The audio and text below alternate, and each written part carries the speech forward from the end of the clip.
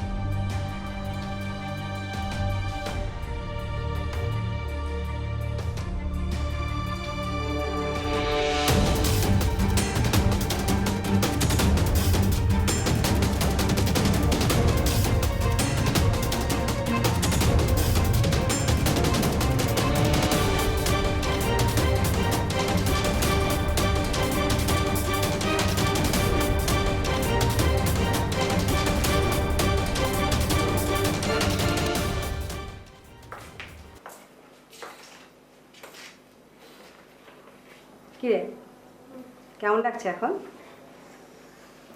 ভালো। আচ্ছা শোন, তুই আমাকে এখান থেকে যাওয়ার ব্যবস্থা করে দে, আমার এখানে ভালো লাগছে না। স্যারের সঙ্গে কথা বলে দেখি। স্যারের সাথে কথা বলতে হবে না, তুই আজই আমাকে যাওয়ার ব্যবস্থা করে দে প্লিজ। আচ্ছা বাবা, আমি এক্ষুনি কথা বলছি, ঠিক আছে?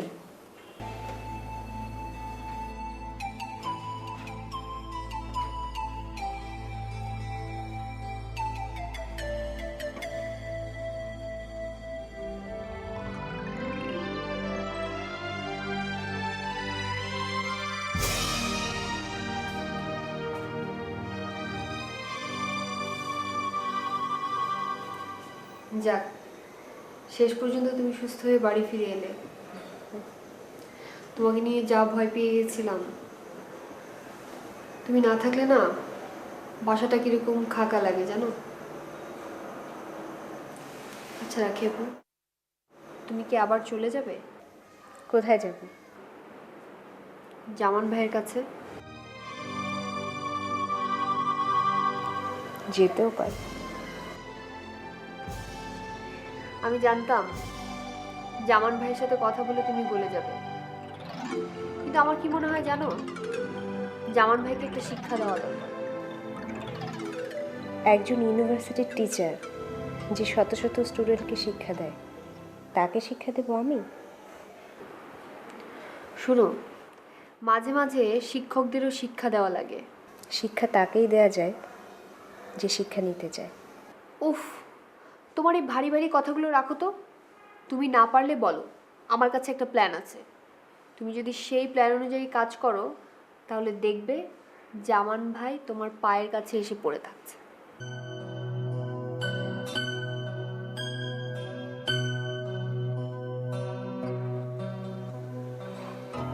দেখ পারভিন, আমি তো জামানকে আমার মাথাতেই রাখতে চেয়েছিলাম। কোনো মেয়ে কি চায় তার স্বামীকে তার পায়ের কাছে রাখতে? যারা চায় আমি তাদের দলে না। জামানের সাথে আমার যে দূরত্ব তৈরি হয়েছে সেটা পূরণ হবার নয়। তাহলে কেন খামাখা একজন মানুষকে আমি হয়রানি করব? আর জামানের উপর আমার কোনো ক্ষোভও নেই। যদি তাই হয়, তাহলে তোমার জামান ভাইয়ের কাছে ফিরে যাওয়া উচিত। যেহেতু জামান ভাই তোমার কাছে ভুল স্বীকার করেছে, সেহেতু তোমার জামান ভাইকে একবার শেষ সুযোগ দেওয়া উচিত।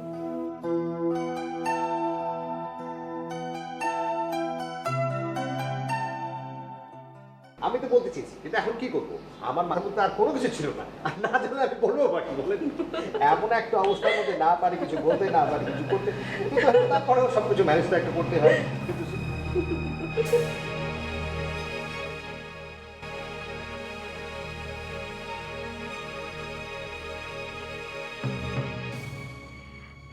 আরে কি কি ব্যাপার, আমাকে দেখে তোরা এরকম হঠাৎ চমকে গেলি?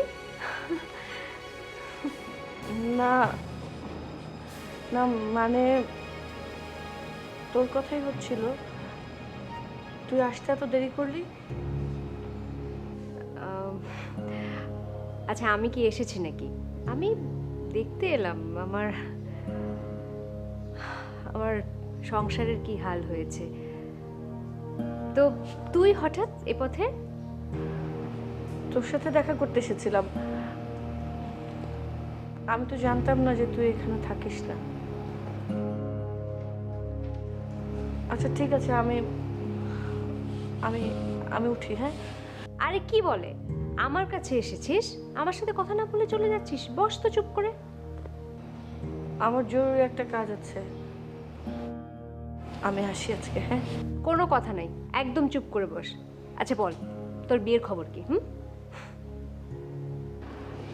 আজকে উঠি রে, পরে কথা বলবো।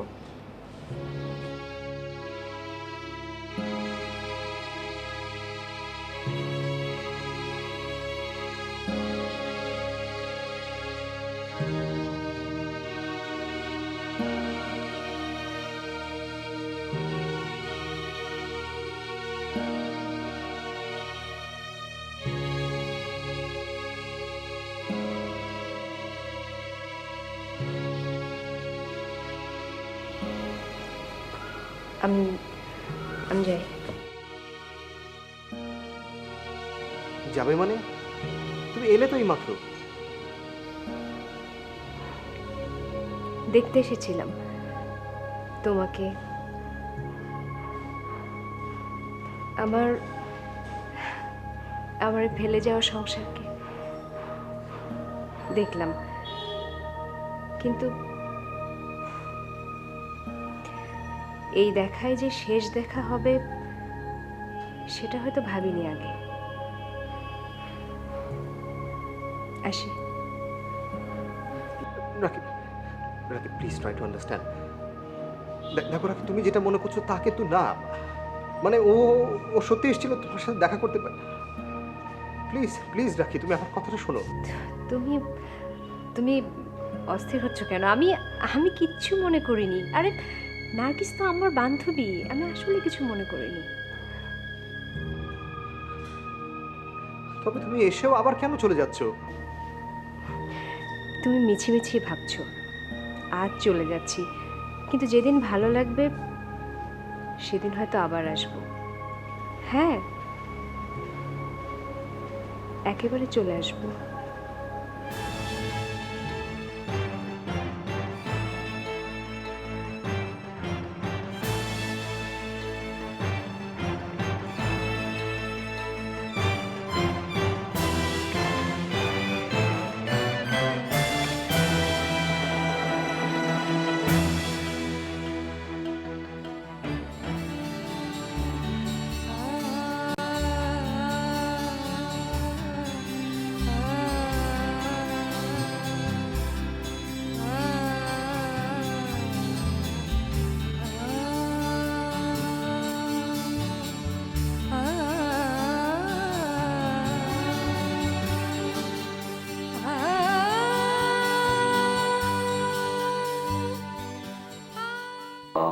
কি হয়েছে আগে বলবি তো।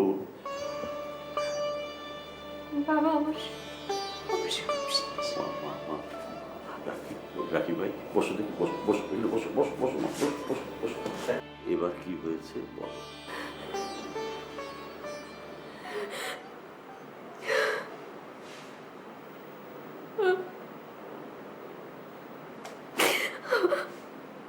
আমি কিছু বলতে পারবো না বাবা। তুমি জামানের কাছে গিয়েছিলে? জামান তোমাকে খুব অপমান করেছে, তাই না?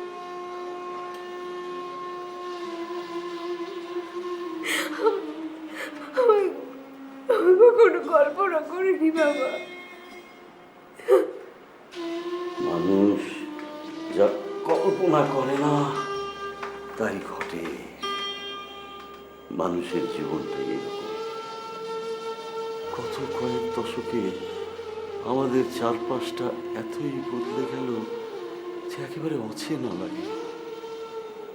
টাকার জন্য মানুষ তার আদর্শ, নীতি সবকিছু বিক্রি করে দিচ্ছে। সব ডাক্তার, ইঞ্জিনিয়ার, টিচার সব ব্যবসায়ী হয়ে গেল। অথচ দেশের জন্য, দেশের মানুষের জন্য তাদের কত কিছু করার ছিল। মাঝে মাঝে আমার না মনির কথা খুব মনে পড়ে। মনি যা বলতো এখন মনে হয় ওগুলোই ঠিক ছিল, ঠিক বলতো। তুমি মনি ভাইয়ের আদর্শ বিশ্বাস করো? বিশ্বাস? না না না, করি না। আবার বোধ হয় করিও।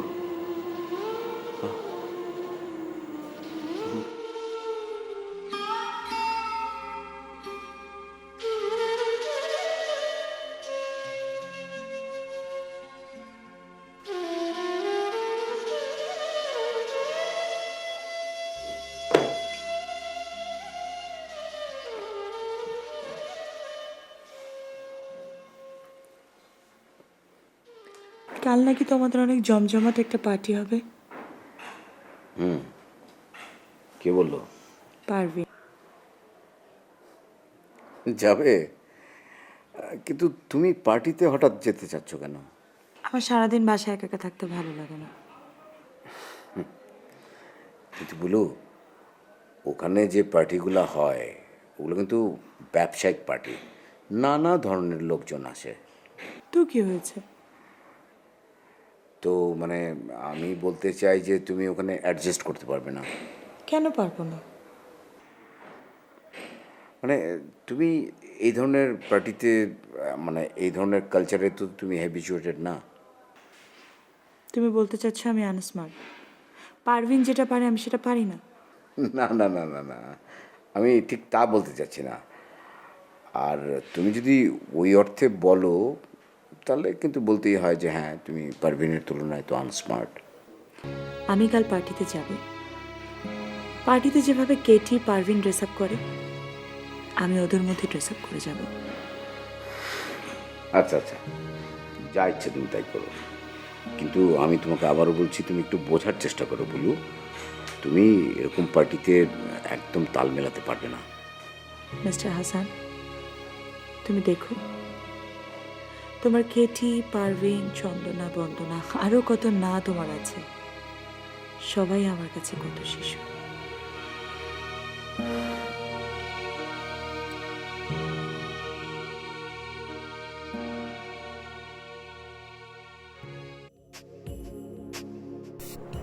বাবা, কে? বাবা আমি মনি।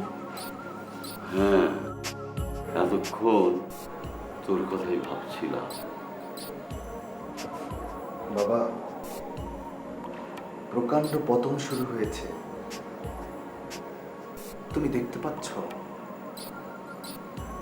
এখন শুধু অপেক্ষা, আঘাতটা কখন এসে লাগে। এই বয়সে আমি আর কি করতে পারি বল? যখন পারতে তখন তো করনি।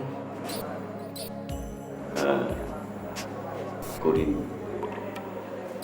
আমি চেয়েছিলাম তোরা তোরা সব স্বাধীনভাবে বড় হবি, একদিন তোরা নিজেরাই বুঝতে পারবি যে তোদের কি করা উচিত। কিন্তু কই, তোরা তো কেউ তা পারলি না। স্বপ্ন ছিল রাখি ভাই টিচার হবে, কিন্তু সে এয়ারলাইন্সে জয়েন করলো। বাবা, রাখি খুব জেদি মেয়ে, ওকে ওর মতো ভাবতে দাও, ও ঠিকই পেয়ে যাবে ওকে কি করতে হবে। তোরা তো সবই একই, ওই বুলুটাও কি আমাকে কম জ্বালালো? বাবা, পতন শুরু হলে আর ঠেকানো যায় না। আমাদের সবার সামনে এখন পতন। প্রকৃতি কাউকে ক্ষমা করে না।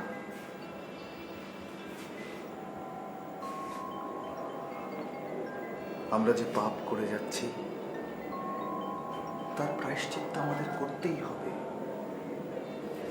তোমাকেও করতে হবে। কারণ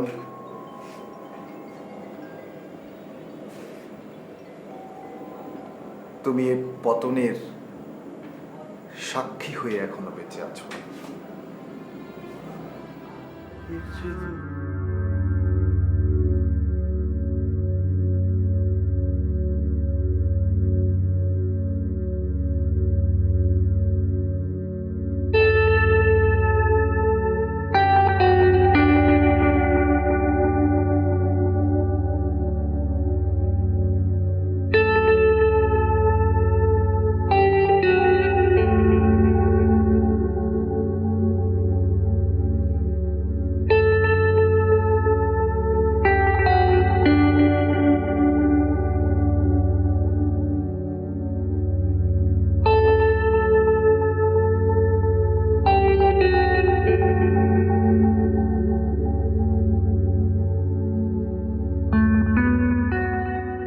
কোথায় গেলি? আমাদের আমাদের কথা তো শেষ হয়নি। ও মনি, মনি, মনি, মনি, মনি,